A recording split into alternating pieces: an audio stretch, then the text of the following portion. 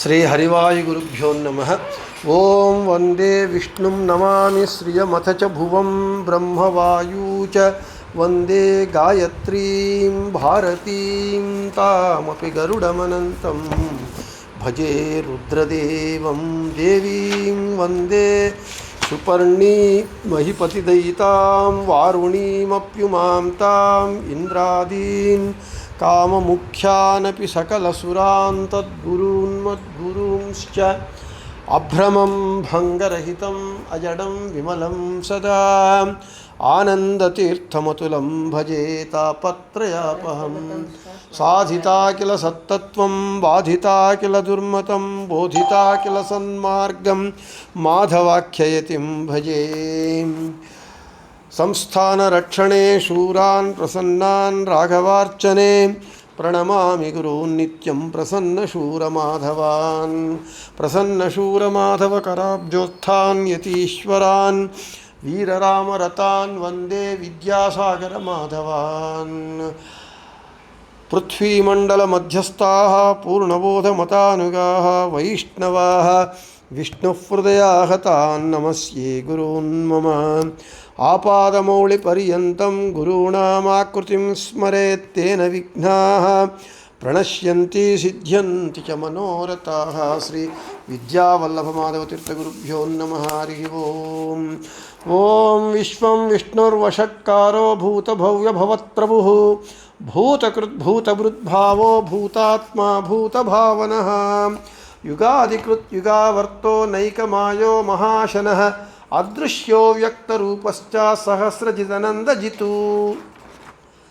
ನಮ್ಮ ವಿಷ್ಣು ಸಹಸ್ರನಾಮ ಪಾಠದಲ್ಲಿ ನಾವು ನಿನ್ನೆ ದಿನ ಯುಗಾವರ್ತಃ ಎಂಬುವ ನಾಮವನ್ನು ಪೂರ್ತಿ ಹೇಳಿಕೊಂಡು ಭಗವಂತನು ಅರ್ಜುನನ ರಥ ಚಕ್ರವನ್ನು ನಡೆಯುವಂತೆ ನಡೆಸಿದ್ದಾನೆ ಅಂತ ಹೇಳಿ ಆದ ಕಾರಣವನ್ನು ಯುಗಾವರ್ತಃ ಅಂತ ಹೆಸರು ಅಂತ ಹೇಳ್ತಾ, ಇನ್ನು ಜಿಜ್ಞಾಸೆಯಲ್ಲಿ ಭಗವಂತ ಕಾಲಚಕ್ರವನ್ನು ತಿರುಗಿಸ್ತಾನೆ, ಆದ ಕಾರಣ ಅವನಿಗೆ ಯುಗಾವರ್ತಃ ಅಂತ ಹೆಸರು ಬಂತು ಅಂತ ಹೇಳ್ತಾ ಇದ್ದೇವೆ. ಅಂದರೆ ಕಾಲಚಕ್ರವನ್ನು ತಿರುಗಿಸುತ್ತಾನೆ ಅಂತ ಹೇಳಿದರೆ ಈಗ ಇರುವ ಕಾಲ ಮುಂದೆ ಮತ್ತೂ ಬರುತ್ತೆ ಅಂತ ಅರ್ಥ. ಸರ್ಕಲ್ಲು ತಿರುಗಿಸ್ತಾ ಇದ್ದರೆ ಮತ್ತು ಮುಗಿದು ಹೋಗಿದ್ದು ಮತ್ತು ಬರುತ್ತೆ ಅಂತ ಅರ್ಥ. ಹಾಗೆ ಶ್ರುತಿ ಕೂಡ ಅದೇ ಹೇಳ್ತಾ ಇದೆ. ಧಾತ ಯಥಾ ಪೂರ್ವಮಕಲ್ಪಯತು ಅಂಥೇಳಿ, ಧಾತ ಯಥಾ ಪೂರ್ವಂ ಅಕಲ್ಪಯತ್, ಹಿಂದೆ ಹೇಗೆ ಆಗಿತ್ತೋ ಅದೇ ರೀತಿಯಲ್ಲಿ ಅಂಥೇಳಿ ಸೃಷ್ಟಿ ಆಗ್ತಾ ಇದೆ, ನಡೀತಾ ಇದೆ ಅಂತ ಹೇಳ್ತಾ ಇದ್ದಾರೆ. ಹೀಗಿರುವಾಗ ನಾವು ಇವಾಗ ಈ ಒಂದು ಹೆಸರು ಇದ್ದವರಾಗಿ ಯಾವ ರೀತಿಯಲ್ಲಿ ನಾವು ಜೀವನ ಮಾಡ್ತಾ ಇದ್ದೇವೋ ಅದೇ ರೀತಿಯಲ್ಲಿ ಮುಂದೆ ಬರುವ ಕಾಲವೂ ಹಾಗೇ ಇರಬೇಕು. ಧಾತ ಯಥಾ ಪೂರ್ವಮಕಲ್ಪಯತು, ಹಿಂದಿನಂತೆ ಇದು ಮುಂದೆ ಸೃಷ್ಟಿನೂ ಆಗತ್ತೆ, ಕಲ್ಪನೂ ಇರುತ್ತೆ. ಹಾಗೆ ಕಾಲಚಕ್ರವನ್ನು ತಿರುಗಿಸಿದಾಗ ಮತ್ತು ಅದೇ ಬರುತ್ತೆ ಅಂತಂದಾಗ ನಾವು ಯಾವ ಹೆಸರಿಂದ ಇದ್ದು ಯಾವ ಜೀವನವನ್ನು ನಾವು ಮಾಡ್ತಾ ಇದ್ದೇವೋ ಅದೇ ರೀತಿಯಾಗಿ ಇದೇ ಕಾಲ ಮುಂದೆ ಹಾಗೆ ಇದ್ದು ಮುಂದೆ ಕಾಲ ಬರುತ್ತೋ ಅಥವಾ ಬೇರೆ ಆಗತ್ತೋ ಅಂತ ಪ್ರಶ್ನೆ. ಇಲ್ಲ ಅದೇ ಧಾತ ಯಥಾ ಪೂರ್ವಮಕಲ್ಪಯತು ಅಂತ ಅದೇ ರೀತಿಯಾಗಿ ಆಗತ್ತೆ ಹೌದು ಅಂತ ಹೇಳೋದಾದರೆ, ನಾವು ಸಾಧನ ಜನ್ಮಕ್ಕೂ ಜನ್ಮಗಳು ಬಂದಷ್ಟು ಸಾಧನೆ ಮಾಡಿಕೊಂತ ಸಾಧನೆಯಲ್ಲಿ ಅಭಿವೃದ್ಧಿಯನ್ನು ಪಡಿತಾ ನಾವು ಮುಂದೆ ಹೋಗಬೇಕು. ಆದರೆ ಹಿಂದಿನಂತೆ ಮುಂದೆ ಇರುತ್ತೆ, ಇದೇ ಆಗತ್ತೆ ಅಂತ ಹೇಳಿದರೆ ನಾವು ಎಲ್ಲಿರೋರು ಅಲ್ಲೇ ಇರ್ತಾರಲ್ವ, ಮುಂದೆ ಹೋಗೋದು ಹೇಗೆ? ಹಿಂದಿನಂತೆ ಮುಂದೆನೂ ನಾವು ಹಾಗೇ ಇರ್ತೇವೆ, ಕಾಲಚಕ್ರ ತಿರುಗಿಸಿದಾಗ ಅದೇ ಬರುತ್ತೆ, ಹಿಂದಿನಂತೆ ಮುಂದೆ ಕಲ್ಪನೂ ಹಾಗೇ ಇರುತ್ತೆ ಅಂತ ಹೇಳಿದರೆ ನಾವು ಜನ್ಮಕ್ಕೂ ಸಾಧನೆ ಹೆಚ್ಚಾಗ್ತಾ ಹೋಗುತ್ತೆ, ನಾವು ಮೇಲಕ್ಕೆ ಪ್ರಮೋಷನ್ ಬರಬೇಕು.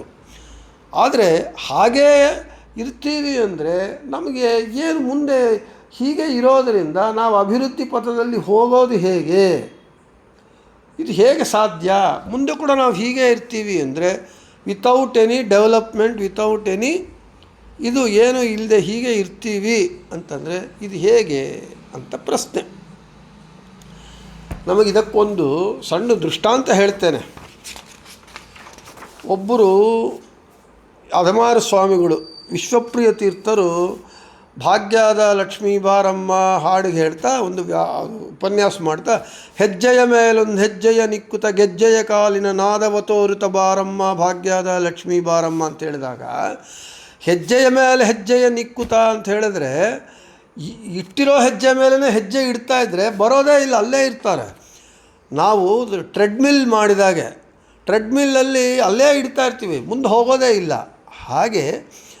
ಹಾಗಲ್ಲ ಅದರ ಅರ್ಥ ಅಂತ ಅವ್ರು ಬೇರೆ ಅರ್ಥವನ್ನು ಹೇಳ್ತಾರೆ, ಹೆಜ್ಜೆಯ ಮೇಲೊಂದು ಹೆಜ್ಜೆಯ ನಿಕ್ಕುತ ಎಂಬುದಕ್ಕೆ. ಹಾಗೆ ಕಾಲಚಕ್ರ ಅದೇ ಮತ್ತು ಬರೋದಾದರೆ, ಅದೇ ಮತ್ತು ರಿಪೀಟ್ ಆಗೋದಾದರೆ ನಾವು ಮುಂದಕ್ಕೆ ಹೋಗೋದು ಹೇಗೆ, ಇದನ್ನು ಹೇಗೆ ಕೂಡಿಸ್ಬೇಕು ಅಂತ ಹೇಳಿದಾಗ ಅದಕ್ಕೆ ಇಲ್ಲಿ ಆ ಪ್ರಶ್ನೆಗೆ ಸಮಾಧಾನವನ್ನು ಕೊಡ್ತಾ ಇದ್ದಾರೆ. ಇದು ಅದೇ ಹೆಸರು ಅಂತ ಯಾರಿಗಿರುತ್ತೆ, ಅದೇ ನಾಮರೂಪಗಳು ಯಾರಿಗಿರುತ್ತೆ, ಜೀವನ ಕ್ರಮ ಯಾರಿಗಿರುತ್ತೆ ಅಂತ ಹೇಳಿದರೆ, ವೇದಗಳಲ್ಲಿ ಯಾರು ಪ್ರತಿಪಾದ್ಯರೋ ಅವರು ಮಾತ್ರ ಅದೇ ನಾಮರೂಪದಿಂದ ಜೀವನ ಕ್ರಮ ಉಳ್ಳವರಾಗ್ತಾರೆ. ಉದಾಹರಣೆ ಭಗವಂತ, ಲಕ್ಷ್ಮೀದೇವಿ, ವಾಯುದೇವರು, ಬ್ರಹ್ಮದೇವರು, ಇವರೆಲ್ಲರೂ ವೇದ ಪ್ರತಿಪಾದ್ಯರು. ಯಾರು ವೇದಗಳಲ್ಲಿ ಪ್ರತಿಪಾದ್ಯರಾಗಿರ್ತಾರೋ ಅವರು ಮಾತ್ರ ಮುಂದೆ ಈ ಕಾಲ ಬಂದಾಗ ಅದೇ ನಾಮರೂಪಗಳಿಂದ ಜೀವನ ನಡೆಸ್ತಾ ಇರ್ತಾರೆ. ವೇದ ಪ್ರತಿಪಾದ್ಯರಾದಂತಹ ಬ್ರಹ್ಮವಾಯುಗಳು ಸಾಧನೆ ಮಾಡಿ ಅನುಷ್ಠಾನ ಆದಮೇಲೆ ಅವರ ಕಕ್ಷಾವನ್ನು ಮುಂದಕ್ಕೆ ಏರಿದಾಗ, ಅಂದರೆ ವಾಯುದೇವರು ಬ್ರಹ್ಮ ಪದವಿಗೆ ಬಂದರು ಮತ್ತು ವಾಯು ಪದವಿಗೆ ಮುಂದಿನವರು ಬರ್ತಾರೆ. ಹೀಗೆ ಅದೇ ನಾಮರೂಪವುಳ್ಳವರಾಗಿರ್ತಾರೆ. ಆದ ಕಾರಣ ಇವಾಗ ಚತುರ್ಮುಖ ವಾಯುದೇವರು ಬ್ರಹ್ಮ ಪದವಿಗೆ ಬಂದಾಗ ಬ್ರಹ್ಮರೂಪ ಬ್ರಹ್ಮ ಪದವಿ ಅದೇ ಬರುತ್ತೆ. ಹಾಗೆ ಅದೇ ರೀತಿಯಾಗಿ ಎಲ್ಲ ಕಾರ್ಯಕ್ರಮಗಳು ಹಿಂದಿನಂತೆ ಧಾತಾ ಯಥಾ ಪೂರ್ವಮಕಲ್ಪಯತು ಕಾಲಚಕ್ರ ತಿರುಗಿಸಿದಾಗ ಆ ರೀತಿ ಇರ್ತಾರೆ ಹೊರತು, ಈ ದೃಷ್ಟಿಯಿಂದ ಕಾಲಚಕ್ರದ ವ್ಯವಹಾರ ಕೂಡತ್ತೆ. ವೇದ ಪ್ರತಿಪಾದ್ಯರಲ್ಲದೆ ಇರುವಂತಹ ನಮ್ಮಂಥವರಿಗೆ ಅದು ಅಲ್ಲ. ಅಂದರೆ ವಾಯುದೇವರು ಬ್ರಹ್ಮ ಪದವಿಗೆ ಹೋಗ್ತಾರೆ ಸಾಧನೆ ಮಾಡಿ, ವಾಯು ಬ್ರಹ್ಮರು ವೇದ ಪ್ರತಿಪಾದ್ಯರಾಗಿದ್ದಾರೆ. ಆದ ಕಾರಣ ಆ ಪದವಿಗೆ ಹೋದಾಗ ಅದೇ ಹೆಸರು ಅದೇ ರೂಪದಿಂದ ವ್ಯವಹಾರವನ್ನು ನಡೆಸುತ್ತೆ. ಈ ರೀತಿಯಾಗಿ ಕಾಲಚಕ್ರ ಕೂಡತ್ತೆ ಎಂಬುವಂತಹ ವಿಷಯವನ್ನು ಇಲ್ಲಿ ಹೇಳಿ ಇನ್ನು ನಮ್ಮ ಬೃಹತಿ ಸಹಸ್ರಕ್ಕೆ ಬಂದರೆ, ಓಂ ಯುಗಾವರ್ತಾಯ ನಮಃ. ಓಂ ಆಯಾಹಿ ವಸ್ವ್ಯಾಯ ಮಂಹಿಷ್ಟೋ ಜಾರಯನ್ಮಖಃ ಸುಧಾನುಭಿಃ ಪಿತುಭೃತೋ ನ ತಂತುಮಿತ್ಸುದಾನವಃ ಪ್ರತಿದದ್ಮೋ ಯಜಾಮಸಿ.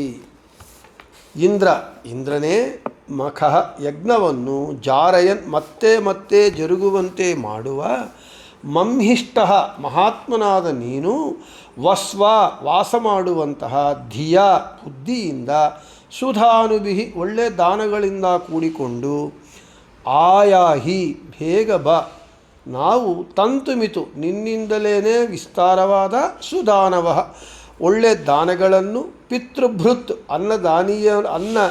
ದಾನಿಯಾದವನಿಂದ ಎಂಬಂತೆ ಪ್ರತಿದಿನವೂ ದದ್ಮಃ ಧರಿಸುತ್ತೇವೆ, ನಿನ್ನನ್ನು ಯಜಾಮಸಿ ಆರಾಧಿಸುತ್ತೇವೆ. ಹೇ ಹರಿ, ನಿನ್ನಿಂದ ಯಜ್ಞದಿಂದ ಲೋಕ ಕಲ್ಯಾಣ, ಆ ಯಜ್ಞ ಮತ್ತು ಆಗುವಂತೆ ಮಾಡುವ ಮಹಾಮಹಿಮನು ನೀನಾಗಿದ್ಯ. ಭಗವಂತನನ್ನು ಉದ್ದೇಶಿಸಿ, ಯಜ್ಞನಾಮಕ ಭಗವಂತನನ್ನು ಉದ್ದೇಶಿಸಿ ಯಜ್ಞಗಳನ್ನು ನಾವು ಮಾಡಿದರೆ, ವಿಷ್ಣು ಪ್ರೇರಣೆಯ ವಿಷ್ಣು ಪ್ರೀತ್ಯರ್ಥಂ ಅಂತ ಮಾಡಿದರೆ ಲೋಕ ಕಲ್ಯಾಣ. ಆ ಯಜ್ಞ ಮತ್ತು ಆಗುವಂತೆ ಮಾಡುವ ಮಹಾಮಹಿಮನು ನೀನು. ಆದ ಕಾರಣ ಹೇ ಇಂದ್ರನೇ, ನೀನು ಮನೆಗೆ ಬಂದು ಫ್ಲೈಯಿಂಗ್ ವಿಸಿಟ್ ಮಾಡಬೇಡ. ಅದೇ ಹೇಳ್ತಾರೆ, ಬಂದು ಓಡಿ ಹೋಗುವ ಅವಸರದ ಅತಿಥಿಯಾಗಿ ಆಗಮಿಸಬೇಡ. ನೀನು ಫ್ಲೈಯಿಂಗ್ ವಿಸಿಟ್ ಮಾಡಬೇಡ, ನಮ್ಮ ಮನೆಯಲ್ಲೇ ವಾಸ ಮಾಡಬೇಕು ಅಂತ ನಿಶ್ಚಯಿಸಿಕೊಂಡು ನಿಂತು ಬಾ. ಅದಕ್ಕೆ ಭಾಗ್ಯದ ಲಕ್ಷ್ಮೀ ಬಾರಮ್ಮ, ಅದೇ ಬಾ ನಮ್ಮ ಮನೆಗೆ ಬಂದು ಇಲ್ಲೇ ಇದ್ಬಿಡು.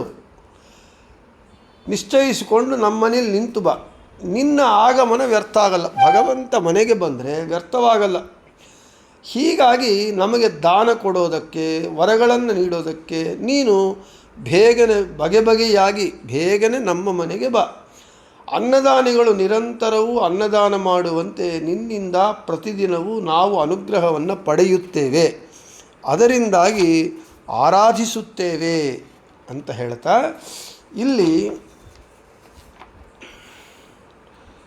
ಸುಧಾನುಭಿಹಿ ಒಳ್ಳೆಯ ದಾನಗಳಿಂದ ಆಯಾಹಿ ಭಾ ಎನ್ನುವ ಈ ಮಂತ್ರಯುಗ ಅಭೀಷ್ಟಕರವಾದ ಯಜ್ಞದಾನಗಳನ್ನು ಪುನರಾವರ್ತಿ ಮಾಡುತ್ತಾ ಯುಗಾವರ್ತ ಎನಿಸಿದ್ದಾನೆ. ಅಂದರೆ ನಮಗೆ ದಾನಗಳಿಂದ ಯಜ್ಞಗಳಿಂದ ನಮಗೆ ಮಾಡುವುದರಿಂದ ಆ ಯಜ್ಞ ದಾನಾದಿಗಳು ನಮ್ಮಿಂದ ಆಗುವಂತೆ ಆವರ್ತಿ ಪುನಃ ಆಗುವಂತೆ ಮಾಡುವವನಾದ ಕಾರಣ, ಮಂಗಳಕರನಾಗಿರುವವನಾದ ಕಾರಣ ಸಜ್ಜನರಿಗೆ ಯುಗಾವರ್ತ ಅಂತ ಹೆಸರು. ಅಭೀಷ್ಟಜಾತಂ ಯುಜ್ಯತೆ ಸಂಬದ್ಧತೆ ಅನೇನೇತಿ ಯುಕ್ಕು ಯಜ್ಞ ದಾನಂಚ ತತ್ ಆವರ್ತಯತಿ ಪುನಃ ಪ್ರವರ್ತಯತಿ ಇತಿ ಯುಗಾವರ್ತ.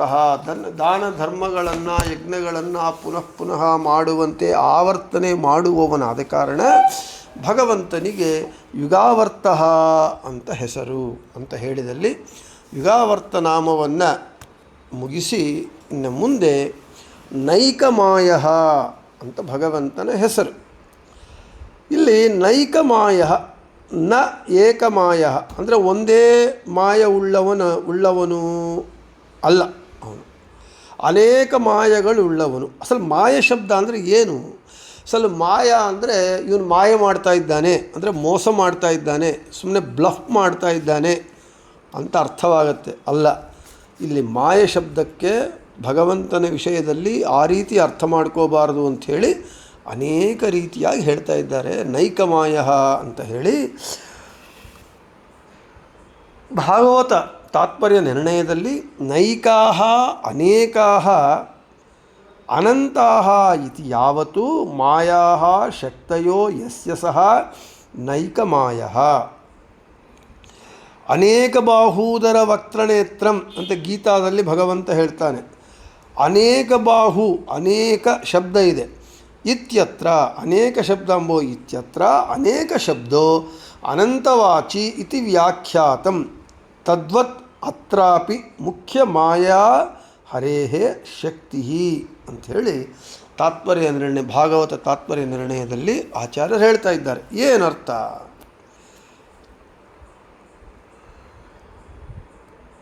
ಮಾಯಾ ಅಂದರೆ ಅನೇಕ ಅರ್ಥಗಳು. ಅನಂತ ಶಕ್ತಿ ಉಳ್ಳವನು, ಒಂದು ಶಕ್ತಿ ಅಲ್ಲ, ಅನಂತ ಶಕ್ತಿಗಳು. ಏಕ ಅಂದರೆ ಒಂದು, ಅನೇಕ ಅಂದರೆ ಒಂದಲ್ಲದ್ದು, ಎರಡು ಮೊದಲುಕೊಂಡು ಅನಂತವಾಗಿ. ಇಲ್ಲಿ ನೈಕಾಹ ಅನೇಕಾಹ ಅನಂತಾಹ ಇತಿ ಯಾವತ್ತು ಮಾಯಾ ಶಕ್ತಯೋ ಅಂದರೆ ಅನಂತ ಶಕ್ತಿ ಯಾವನಿಗೆ ಇದೆಯೋ ಅವನು ನೈಕಮಾಯ ಅಂತ ಕರೆಯಲ್ಪಡ್ತಾನೆ ಅಂತ ಹೇಳ್ತಾ ಇದ್ದಾರೆ.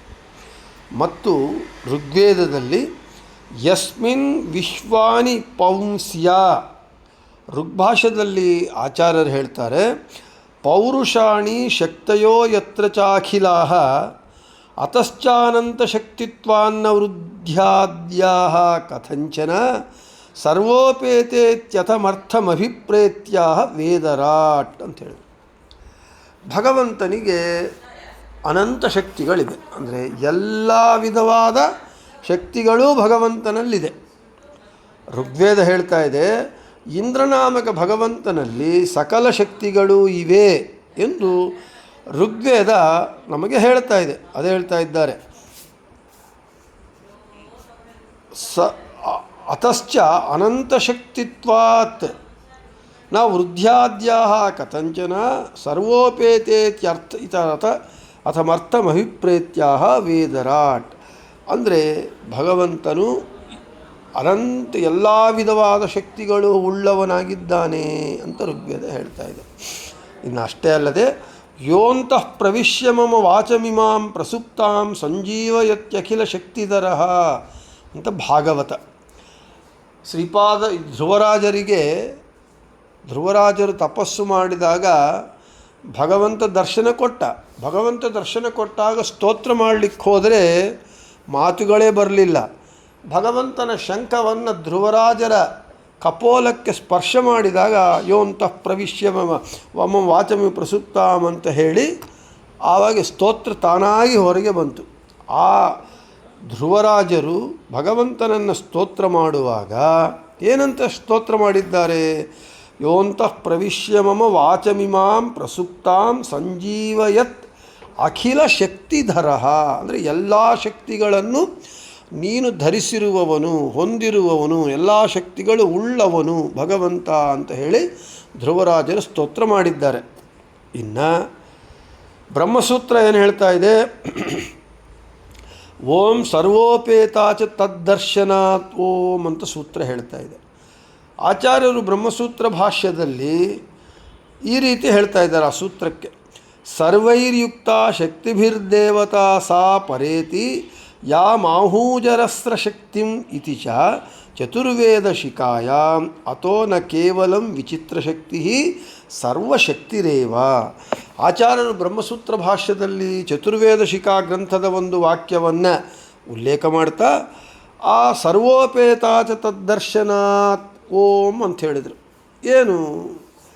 ಭಗವಂತನು ಸರ್ವಶಕ್ತಿಗಳಿಂದ ಕೂಡಿದ್ದಾನೆ ಅಂತ ಚತುರ್ವೇದ ಶಿಖೆ ಹೇಳ್ತಾ ಅದರ ಆಧಾರದ ಮೇಲೆ ಬ್ರಹ್ಮಸೂತ್ರ ಒಂದು ಹೇಳ್ತಾ ಭಗವಂತನು ಸರ್ವಶಕ್ತಿ ಸಂಪನ್ನನಾಗಿದ್ದಾನೆ ಅಂತ ಹೇಳ್ತಾ ಆಚಾರ್ಯ ಹೇಳ್ತಾರೆ, ಸರ್ವೈರ್ಯುಕ್ತ ಶಕ್ತಿಭಿರ್ದೇವತಾ ಸಾ ಪರೇತಿ ಯಾಮಾಹುಜರಸಸ್ರ ಶಕ್ತಿಂ ಇತಿ ಚ ಚತುರ್ವೇದ. ಅದೇ ಆಚಾರ್ಯ ವಿವರಣೆ ಕೊಡ್ತಾರೆ. ಅಥೋ ನ ಕೇವಲಂ ವಿಚಿತ್ರ ಶಕ್ತಿ ಸರ್ವಶಕ್ತಿರೇವ. ಬರೇ ವಿಚಿತ್ರವಾದ ಶಕ್ತಿಯಲ್ಲ, ಎಲ್ಲ ಶಕ್ತಿಗಳೂ ಭಗವಂತನು ಉಳ್ಳವನಾಗಿದ್ದಾನೆ ಅಂತ ಹೇಳಿ ಆ ಓಂ ಸರ್ವೋಪೇತಾಚ ತದ್ದರ್ಶನಾತ್ ಓಂ ಎಂಬ ಸೂತ್ರಕ್ಕೆ ಭಾಷ್ಯವನ್ನು ಬರಿತಾ ಚತುರ್ವೇದ ಶಿಖಾ ಗ್ರಂಥದಲ್ಲಿರುವಂತಹ ವಾಕ್ಯವನ್ನು ಉಲ್ಲೇಖ ಮಾಡಿ ಭಗವಂತನು ಸರ್ವಶಕ್ತಿರೇವ, ಎಲ್ಲ ಶಕ್ತಿಗಳು ಉಳ್ಳವನಾಗಿದ್ದಾನೆ. ಅಂದರೆ ಒಂದು ಶಕ್ತಿಯಲ್ಲ, ಅನೇಕ ಮಾಯಾ ಅಂದರೆ ಇಲ್ಲಿ ಶಕ್ತಿ ಅಂತಲ್ಲ, ಅನೇಕ ಶಕ್ತಿಗಳು ಉಳ್ಳವನಾಗಿದ್ದಾನೆ. ಆದ ಕಾರಣ ಭಗವಂತನಿಗೆ ನೈಕಮಾಯ ಅಂತ ಹೆಸರು. ಇನ್ನು ನೈಕಾಹ ಅನೇಕಾಹ ಅನಂತಾಹ ಇತಿ ಯಾವತ್ತು ಮಾಯಾಹ ಮಹಿಮಾನಃ ಯಸ್ಯ ಸಹ ನೈಕಮಾಯಃ. ಮುಖ್ಯತೋ ವಿಷ್ಣು ಮಾಹಾತ್ಮ್ಯಂ ಮಾಯಾಶಬ್ದೋದಿತಂ ಭವೇತ್ ಪ್ರಧಾನತ್ವಾಚ್ಚ ಮಾತೃತ್ವಾನ್ಮೇಯತ್ವಾಚ್ಚೈವ ತಸ್ಯ ಹಿ. ಭಗವಂತ ಒಂದು ಮಹಿಮೆ ಉಳ್ಳವನಲ್ಲ, ಅನಂತ. ಇಲ್ಲಿ ಮಾಯಾ ಶಬ್ದಕ್ಕೆ ಅನೇಕ ಅರ್ಥಗಳು, ಮಹಿಮಾ ಶಕ್ತಿ ಅಂತ ಅರ್ಥ. ಅನಂತ ಮಹಿಮೆಗಳುಳ್ಳವನು, ಅವನು ಅನಂತ ಮಹಿಮೆಗಳುಳ್ಳವನಾದ ಕಾರಣ ಅದಕ್ಕೆ ನೈಕಾಹ ಅನೇಕಾಹ ಅನಂತಾಹ ಇತಿ ಯಾವತ್ತು. ಅಂದರೆ ಅನಂತ ಮಹಿಮೆಗಳು ಯಾವನಿಗೆ ಇದೆಯೋ ಅವನು ನೈಕಮಾಯ ಎಂದು ಕರೆಯಲ್ಪಡ್ತಾನೆ. ಇನ್ನು ಮಹಿಮ್ನಃ ಸರ್ವಶೋನುಕ್ತೇರ್ವೇದಾಶ್ಚ ಸಮದರ್ಶನಃ. ಭಾಗವತ ತಾತ್ಪರ್ಯ ನಿರ್ಣಯದಲ್ಲಿ ತಂತ್ರ ಭಾಗವತದ ವಾಕ್ಯವನ್ನು ಉಲ್ಲೇಖ ಮಾಡ್ತಾರೆ ಆಚಾರ್ಯರು. ವೇದಗಳೆಲ್ಲ ಭಗವಂತನ ಮಹಿಮೆಗಳನ್ನೇ ಹೇಳ್ತಾ ಇದ್ದರೂ ಕೂಡ ಆ ಎಲ್ಲ ವೇದಗಳು ಭಗವಂತನ ಎಲ್ಲ ಮಹಿಮೆಗಳನ್ನು ಅಂದರೆ ಸಮಗ್ರವಾಗಿ ಹೇಳಲಿಕ್ಕೆ ವೇದಗಳಿಗೆ ಆಗ್ತಾ ಇಲ್ಲ. ಅಂದರೆ ಭಗವಂತನ ಮಹಿಮೆಗಳು ಎಷ್ಟು ಅಂತೇಳಿದರೆ ಎಲ್ಲ ವೇದಗಳು ಭಗವಂತನ ಮಹಿಮೆಗಳನ್ನು ಹೇಳ್ತಾ ಇದ್ದರು, ಭಗವಂತನ ಮಹಿಮೆಗಳನ್ನು ಸಮಗ್ರವಾಗಿ ವೇದಗಳು ಹೇಳಲಿಕ್ಕಾಗ್ತಾ ಇಲ್ಲ. ಯಾಕೆ ಅಂದರೆ ವೇದಗಳಿಗೂ ಭಗವಂತನ ಸಮಗ್ರ ಮಹಿಮೆಗಳನ್ನು ಹೇಳುವುದಕ್ಕೆ ಸಾಧ್ಯವಾಗ್ತಾ ಇಲ್ಲ ಅಂತ ತಂತ್ರ ಭಾಗವತ ವಾಕ್ಯ ಹೇಳ್ತಾ ಇದೆ. ಆದ ಕಾರಣ ವೇದಗಳು ಸಮಗ್ರವಾಗಿ ಭಗವಂತನನ್ನು ಹೇಳದೇ ಇರುವ ಪ್ರಯುಕ್ತ ಆ ವೇದಗಳು ಅಸಮದರ್ಶನ ಎಂದು ಕರೆಯಲ್ಪಟ್ಟಿದೆ. ಅದಕ್ಕೆ ಹೇಳ್ತಾರೆ ಮಹಿಮ್ನಃ ಸರ್ವಶೋನುಕ್ತೇರ್ವೇದಾಶ್ಚ ಅಸಮದರ್ಶನ. ಎಲ್ಲ ವೇದಗಳು ಭಗವಂತನ ಎಲ್ಲ ಗುಣ ಮಹಿಮೆಗಳನ್ನು ಹೇಳ್ತಾ ಇಲ್ಲ. ಆದ ಕಾರಣ ಇನ್ನೂ ಮಹಿಮೆಗಳು ಉಳ್ಕೊಂಡಿವೆ. ಆದ ಕಾರಣ ಅವನು ವೇದಗಳು ಅಸಮದರ್ಶನ ಎಂದು ಕರೆಯಲ್ಪಡ್ತಾ ಇದೆ. ಅಂದರೆ ಭಗವಂತ ಅನಂತ ಮಹಿಮೆಗಳು ಉಳ್ಳವನಾಗಿದ್ದಾನೆ. ಇನ್ನು ಪುರುಷ ಸೂಕ್ತ, ಏತಾವಾನಸ್ಯ ಮಹಿಮಾತೋ ಜಾಯಾಂಶ್ಚ ಪುರುಷಃ ನ ಕೇವಲಂ ಏತಾವಾನಸ್ಯ ಮಹಿಮಾ ಕಿಂತ್ವತೋ ಜಾಯಾಂಶ್ಚ ಪುರುಷಃ. ಇನ್ನು ಭಗವಂತನ ಮುಕ್ತಾಮುಕ್ತ ನಿಯಾಮಕತ್ವ ಮೊದಲಾದ ಮಹಿಮೆಗಳನ್ನು ಹೇಳ್ತಾ ಭಗವಂತನದ್ದು ಇಷ್ಟೇನಾ ಮಹಿಮೆ, ಪುರುಷ ಸೂಕ್ತ ಭಗವಂತನ ಮಹಿಮೆಯನ್ನು ಹೇಳ್ತಾ ಇದೆ. ಆದರೆ ಪುರುಷ ಸೂಕ್ತದಲ್ಲಿ ಹೇಳಿದಷ್ಟು ಇಷ್ಟೇನಾ ಭಗವಂತನ ಮಹಿಮೆಗಳು ಅಂತ ಪ್ರಶ್ನೆ ಬಂದರೆ ಅಲ್ಲ. ಅವನು ಪುರುಷ ಸೂಕ್ತದಲ್ಲಿ ಹೇಳಿರುವುದಕ್ಕಿಂತ ಉತ್ಕೃಷ್ಟನಾದವನು ಅಂತ ಹೇಳ್ತಾ ಇದೆ. ಅವನು ಪುರುಷ ಸೂಕ್ತಕ್ಕೆ ನ ಕೇವಲಂ ಏತಾವಾನಸ್ಯ ಮಹಿಮಾ, ಪುರುಷ ಸೂಕ್ತದಲ್ಲಿ ಹೇಳಿರುವ ಮಹಿಮೆಗಳೇ ಅಲ್ಲದೆ ಇನ್ನೂ ಉತ್ಕೃಷ್ಟವಾದ ಮಹಿಮೆಗಳು ಉಳ್ಳವನು ಅಂತ ಹೇಳ್ತಾ ಅವನು ಅನಂತ ಮಹಿಮೆಗಳು ಉಳ್ಳವನಾಗಿದ್ದಾನೆ ಎಂದು ಪುರುಷ ಸೂಕ್ತ ಹೇಳ್ತಾ ಇದೆ. ಇನ್ನು ಭಾಗವತದಲ್ಲಿ ನಮಗೆ ಚತುರ್ಮುಖ ಬ್ರಹ್ಮನ ಮಾತು ಹೇಳ್ತಾರೆ. ವಿಷ್ಣೋರ್ನು ವೀರ್ಯಗಣಾನಾಂ ಕಥಮೋ ಅರ್ಹತೀಹ ಯಹ ಪಾರ್ಥಿವಾನ್ಯಪಿ ಕವಿರ್ ವಿಮಮೇ ರಜಾಂಸಿ. ಚತುರ್ಮುಖ ಬ್ರಹ್ಮ ಹೇಳ್ತಾರಂತೆ, ಈ ಭೂಮಿಯ ಮೇಲೆ ಇರುವ ಧೂಳಿಯ ಕಣಗಳು, ಧೂಳಿ ಅಂತ ಹೇಳಿದ್ರೆ ಕಣ ಅಂದರೆ ನಾವು ಸೂರ್ಯನ ಕಿರಣಗಳು ನಮ್ಮ ಮನೆಯಲ್ಲಿ ಬೀಳ್ತಾ ಇರುತ್ತೆ. ಸೂರ್ಯನ ಕಿರಣಗಳು ಬೀಳ್ತಾ ಇರೋ ನಮಗೇನಾಗುತ್ತೆ, ಆ ಸೂರ್ಯನ ಕಿರಣಗಳಲ್ಲಿ ಸಣ್ಣ ಸಣ್ಣ ಸಣ್ಣ ಧೂಳಿ ಕಣಗಳು ಹಾರ್ತಾ ಇರುತ್ತೆ. ಅವು ಧೂಳಿ ಕಣಗಳು ಅಂದರೆ ನಾವು ಮಣ್ಣಲ್ಲಿ ಕೆಳಗೆ ನಮಗೆ ಇದು ಕಾಣುವಂಥದ್ದು ಅದು ಧೂಳಿ ಕಣಗಳು. ಈ ಪಾರ್ಥಿವವಾದ ಧೂಳಿ ಕಣಗಳು ಎಷ್ಟು ಇವೆ ಅಂತ ಎಣಿಸಿ ನಾನು ಹೇಳಬಲ್ಲೆ, ನಾನು ಅದನ್ನು ಕೌಂಟ್ ಮಾಡಿ ಹೇಳಲಿಕ್ಕಾಗತ್ತೆ. ಆದರೆ ಭಗವಂತನ ಮಹಿಮೆಗಳು ಇಷ್ಟು ಇನ್ನು ಇಲ್ಲ ಅಂತ ನಾನು ಹೇಳಲಿಕ್ಕೆ ನನಗೆ ಮುಗೀತು, ಇನ್ನು ಹೇಳಲಿಕ್ಕಿಲ್ಲ ಅಂತ ನಾನು ಹೇಳಲಾರೆ ಅಂತ ಜೀವೋತ್ತಮನಾದ ಬ್ರಹ್ಮದೇವರು ಹೇಳ್ತಾ ಇದ್ದಾರೆ. ಈ ಪಾರ್ಥಿವವಾದ ಧೂಳಿ ಕಣಗಳನ್ನು ಎಣಿಸಿ ಹೇಳುವ ಸಾಮರ್ಥ್ಯವುಳ್ಳವರು ಚತುರ್ಮುಖ ಬ್ರಹ್ಮ. ಅಂಥವರಿಗೆ ಭಗವಂತನ ಸಮಗ್ರ ಎಲ್ಲ ಮಹಿಮೆಗಳನ್ನು ಹೇಳುವುದಕ್ಕೆ ನನಗೆ ಆಗುವುದಿಲ್ಲ ಅಂತ ಹೇಳಿದರೆ, ಭಗವಂತನು ಅನಂತ ಮಹಿಮಾ ಉಳ್ಳವನು. ಮಾಯಾ ಅಂದರೆ ಮಹಿಮಾ, ಅನಂತ ಒಂದು ಮಾಯೆಯ ಮಹಿಮೆ ಅಲ್ಲ, ಅನಂತ ಮಹಿಮೆಗಳು ಉಳ್ಳವನು. ನಾನು ಎಷ್ಟೋ ಬಾರಿ ಹೇಳಿದಂತೆ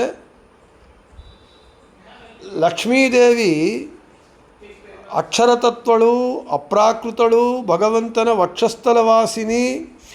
ಆಕಿನೇ ಏನಾಗ್ತಾಳಂತೆ, ಜಗದುದರನ ಅತಿ ವಿಮಲ ಗುಣ ರೂಪಗಳ ನಾಲೋಚನದಿ ಭಾರತ ನಿಗಮ ತತಿಗಳ ಅತಿಕ್ರಮಿಸಿ ಕ್ರಿಯಾ ವಿಶೇಷಗಳ ಬಗೆ ಬಗೆಯ ನೂತನವ ಕಾಣು ತಮಿಗೆ ಹರುಷದಿಂ ಪೊಗಳಿ ಹಿಗ್ಗುವ ತ್ರಿಗುಣಮಾನಿ ಮಹಾಲಕುಮಿ.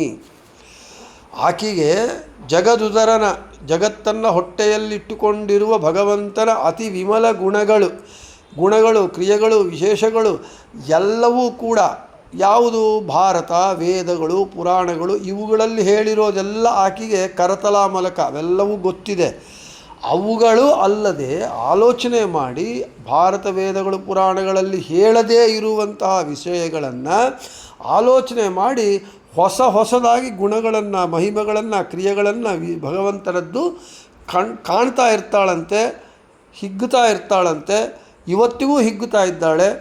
ಇನ್ನು ಭಗವಂತನ ಮಹಿಮೆಗಳು, ಕ್ರಿಯಾ ವಿಶೇಷಗಳು ಇಷ್ಟು ಅಂತ ಮುಕ್ತಾಯಗೊಂಡಿಲ್ಲ. ಲಕ್ಷ್ಮೀದೇವಿ ಇವತ್ತಿಗೂ ಹೊಸದಾಗಿ ಕ್ಷಣಕ್ಕೂ ಹೊಸದಾಗಿ ಗುಣಗಳನ್ನು, ಕ್ರಿಯೆಗಳನ್ನು, ಭಗವಂತನ ಮಹಿಮೆಗಳನ್ನು ಆಕಿ ಕಾಣ್ತಾ ಇದ್ದಾಳೆ. ಅಂದರೆ ಭಗವಂತ ಅನಂತ ಮಹಿಮಾ ಉಳ್ಳವನು, ಅನಂತ ಗುಣಗಳು ಉಳ್ಳವನು. ನಮಗೆ ಇಷ್ಟು ಕೂಡ ಎಷ್ಟೋ ಬಾರಿ ಹೇಳಿದ್ವಿ. ಭಗವಂತನ ಶೇಷಶಾಹಿಯಾಗಿ ಮಲಗಿದ್ದಾಗ ಭಗವಂತನ ಪಾದಗಳನ್ನು ಒತ್ತುತ್ತಾ ಲಕ್ಷ್ಮೀದೇವಿ ಭಗವಂತನ ಎಡಪಾದದ ಕಿರಿಬೆಟ್ಟಿನ ಕಿರಿಬೆರಳಿನ ಉಗುರಿನ ಅಗ್ರಭಾಗ, ಭಗವಂತನ ಎಡಪಾದದ ಕಿರಿಬೆರಳಿನ ಉಗುರಿನ ಅಗ್ರಭಾಗದ ಅಲ್ಲಿ ಪಾದ ಒತ್ತುತ್ತಾ ಇವತ್ತಿಗೂ ಆಲೋಚನೆ ಮಾಡ್ತಾ ಇದ್ದಾಳಂತೆ, ಎಷ್ಟು ಮಹಿಮೆಗಳಿದೆ, ಎಷ್ಟು ಗುಣಗಳಿದೆ, ಎಷ್ಟು ಸುಂದರವಾಗಿದೆ ಅಂಥೇಳಿ ಲೆಕ್ಕ ಹಾಕ್ತಾ ಇದ್ದಾಳಂತೆ. ಆ ಭಗವಂತನ ಉಗುರು ಕೊನೆಯಿಂದ ಮಹಿಮೆಗಳನ್ನು ಇನ್ನೂ ಅಂತ್ಯವನ್ನು ಆಕಿನ್ನೂ ಕಂಡಿಲ್ಲಂತೆ. ಅರ್ಥಾತ್ ಅನಂತ ಮಹಿಮೆ ಉಳ್ಳವನು ಭಗವಂತ ಅಂತ ಹೇಳ್ತಾ ಇದ್ದಾರೆ. ಇನ್ನು ನೈಕಾಹ ಅನೇಕಾಹ ಅನಂತಾಹ ಇತಿ ಯಾವತ್ತು ಮಾಯಾಹ ಜ್ಞಾನಾನಿ ಯಸ್ಯ ಸಹ ನೈಕಮಾಯಃ ತ್ರಿಗುಣಾತ್ಮಿಕಾಥ ಜ್ಞಾನಂಚ ವಿಷ್ಣುಶಕ್ತಿ ಸ್ತತೈವ ಚ ಮಾಯಾಶಬ್ದೇನ ಭಣ್ಯಂತೆ ಶಬ್ದತತ್ವಾರ್ಥವೇದಿಭಿಃ ನೈಕಾಹ ಅನೇಕಾಹ ಅನಂತಾಹ ಇತಿ ಯಾವತ್ತು. ಅನಂತ ಜ್ಞಾನಗಳು, ಮಾಯಾಹ ಅಂದರೆ ಜ್ಞಾನಾನಿ ಜ್ಞಾನಗಳು, ಅನಂತವಾದ ಜ್ಞಾನಗಳು ಯಾವನಿಗೆ ಇದೆಯೋ ಅವನು ನೈಕಮಾಯಃ.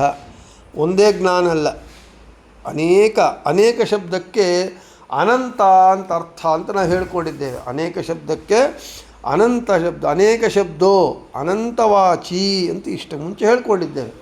ಆದ ಕಾರಣ ಭಗವಂತನು ಅನಂತ ಜ್ಞಾನಗಳು ಉಳ್ಳವನಾದ ಕಾರಣ ಭಗವಂತನಿಗೆ ನೈಕಮಾಯಃ ಅಂತ ಹೆಸರು. ಇನ್ನು ನೈಕಾಹ ಅನಂತಾಹ ಮಾಯಾಹ ಇಚ್ಛಾಹ ಯಸ್ಯ ಸಹ ನೈಕಮಾಯಃ. ಮಾಂಡೂಕೋಪನಿಷತ್ ಭಾಷ್ಯ ಹೇಳುತ್ತೆ, ಮಾಯೇತಿ ಇಚ್ಛಾ ಸಮುದ್ದಿಷ್ಟ ಅಂತ ಹೇಳ್ತಾ ಇದ್ದಾರೆ. ನೈಕಾಹ ಅನಂತಾಹ ಮಾಯಾಹ ಇಚ್ಛಾ. ಮಾಯಾ ಅಂದರೆ ಇಚ್ಛೆ. ಅನಂತವಾದ ಮಾಯೆಗಳು ಒಂದಲ್ಲ, ಅನಂತವಾದ ಮಾಯೆಗಳು ಅಂದರೆ ಇಚ್ಛೆಗಳು ಯಾವನಿಗೆ ಇದೆಯೋ ಅವನು ನೈಕಮಾಯಃ, ಅನಂತ ಇಚ್ಛೆಗಳು ಉಳ್ಳವನು ಭಗವಂತ ಅಂತ ಹೇಳ್ತಾ ಇದ್ದಾರೆ. ಇನ್ನು ನೈಕಾ ಶ್ರೀ ಭೂ ದುರ್ಗಾದಿ ರೂಪೈ ಅನೇಕ ರೂಪ ಮಾಯಾ ಲಕ್ಷ್ಮೀ ಅಸ್ಯ ಪತ್ನೀತ್ವೇನ ಅಸ್ತಿ ಇತಿ ನೈಕಮಾಯಃ. ಭಗವತ್ತಂತ್ರತಾ ಯಸ್ಯಾಸ್ತದ್ಭಾರ್ಯಾತ್ವಂ ಸ್ವರೂಪತಾ ಉಚ್ಯೇತ ಮಾಯಾ ಸಾತು ಶ್ರೀಹಿ. ಭಾಗವತ ತಾತ್ಪರ್ಯ ನಿರ್ಣಯದಲ್ಲಿ ಆಚಾರ್ಯರು ಬ್ರಹ್ಮತರ್ಕ ವಾಕ್ಯವನ್ನು ಉಲ್ಲೇಖ ಮಾಡಿ ಹೇಳ್ತಾ ಇದ್ದಾರೆ. ಏನು? ನೈಕಾ ಶ್ರೀ ಭೂ ದುರ್ಗಾದಿ ರೂಪೈ, ಶ್ರೀ ಭೂ ದುರ್ಗಾ ಮೊದಲಾದ ಅನೇಕ ರೂಪಗಳುಳ್ಳ ಲಕ್ಷ್ಮೀದೇವಿ ಪತ್ನಿಯಾಗಿ ಉಳ್ಳವನು. ಒಂದು ಲಕ್ಷ್ಮಿ ಒಂದು ರೂಪದಿಂದ ಅಲ್ಲ, ಶ್ರೀ ಭೂ ದುರ್ಗಾ ಮೊದಲಾದ ಅನೇಕ ರೂಪಗಳುಳ್ಳ ಲಕ್ಷ್ಮೀದೇವಿಯನ್ನು ಪತ್ನಿಯಾಗಿ ಉಳ್ಳವನಾದ ಕಾರಣ ಅವನು ನೈಕಮಾಯಃ ಅಂತ ಅವನಿಗೆ ಹೆಸರು ಅಂತ ಹೇಳ್ತಾ ಇದ್ದಾರೆ. ಇನ್ನು ಆಮೇಲೆ ಬೃಹದಾರಣ್ಯಕ ಉಪನಿಷತ್ತು ಭಾಷ್ಯದಲ್ಲಿ ಆಚಾರ್ಯರು ಪೈಂಗಿ ಶ್ರುತಿ ವಾಕ್ಯವನ್ನು ಉಲ್ಲೇಖ ಮಾಡ್ತಾರೆ. ಶ್ರೀ ಭೂ ದುರ್ಗಾ ಅಂಬೃಣಿ ಹ್ರೀಶ್ಚ ಮಹಾಲಕ್ಷ್ಮಿಶ್ಚ ದಕ್ಷಿಣಾ ಸೀತಾ ಜಯಂತಿ ಸತ್ಯಾ ಚ ರುಕ್ಮಿಣಿ ಇತ್ಯಾದಿ ಭೇದಿತಾ ಪ್ರಕೃತಿ ಅಂತ ಹೇಳಿ ಲಕ್ಷ್ಮೀದೇವಿ 11 ರೂಪಗಳನ್ನು ಉಲ್ಲೇಖಿಸುತ್ತಾ ಪೈಂಗಿ ಶ್ರುತಿ ಇವೇ ಮೊದಲಾದ ರೂಪಗಳಿಂದ ಲಕ್ಷ್ಮೀದೇವಿಯ ಸ್ವರೂಪಭೂತಗಳಾದ ನಾನಾ ರೂಪಗಳುಳ್ಳವಳು. ಲಕ್ಷ್ಮೀದೇವಿ ಎಷ್ಟು ರೂಪಗಳುಳ್ಳವಳು ಅಂದರೆ ಶ್ರೀ ಭೂ ದುರ್ಗಾನೇ ಅಲ್ಲ, ಶ್ರೀ ಭೂ ದುರ್ಗಾ ಅಂಬರಣಿ ಹ್ರೀ ಮಹಾಲಕ್ಷ್ಮಿ ದಕ್ಷಿಣಾ ಸೀತಾ ಜಯಂತಿ ಸತ್ಯ ಹಾಗೂ ರುಕ್ಮಿಣಿ, ಹೀಗೆ 11 ಲಕ್ಷ್ಮೀದೇವಿಯ ರೂಪಗಳನ್ನು ಉಲ್ಲೇಖ ಮಾಡ್ತಾ ಪೈಂಗಿ ಶ್ರುತಿ ಇಷ್ಟೇ ಅಲ್ಲ, ಇವೇ ಮೊದಲಾದ ಲಕ್ಷ್ಮೀದೇವಿಯ ಅನೇಕ ನಾನಾ ರೂಪಗಳು ಉಳ್ಳವಳು ಲಕ್ಷ್ಮೀದೇವಿ. ಅಂಥ ಲಕ್ಷ್ಮೀದೇವಿಗೆ ಲಕ್ಷ್ಮೀದೇವಿ ಭಗವಂತನಿಗೆ ಪತ್ನಿಯಾಗಿದ್ದಾಳೆ. ಅಂತಹ ಪತ್ನಿಯನ್ನು ಉಳ್ಳವನಾಗಿದ್ದಾನೆ ಭಗವಂತ. ಆದ ಕಾರಣ ಅವನಿಗೆ ನೈಕಮಾಯಃ ಅಂತ ಹೆಸರು. ಇನ್ನು ಮುಂದೆ ಅನಂತ ಜೀವರಿಗೆ ಮಾಯವನ್ನು ಉಂಟು ಸಾಂಸಾರಿಕ ಬಂಧನಕ್ಕೆ ಕಾರಣವಾದ ಮಾಯೆಯನ್ನು ನೀಡುವವನು, ಆದ ಕಾರಣ ಅವನಿಗೆ ನೈಕಮಾಯಃ ಅಂತ ಹೆಸರು ಬಂದಿದೆ ಅಂತ ಮೊದಲಾದ ವಿಷಯಗಳನ್ನೆಲ್ಲ ನಾಳೆ ಹೇಳೋಣ ಅಂತ ಹೇಳ್ತಾ ಶ್ರೀಕೃಷ್ಣಾರ್ಪಣಮಸ್ತು, ಮಧ್ವೇಶಾರ್ಪಣಮಸ್ತು, ಎಲ್ಲರಿಗೂ ಶುಭಮಸ್ತು.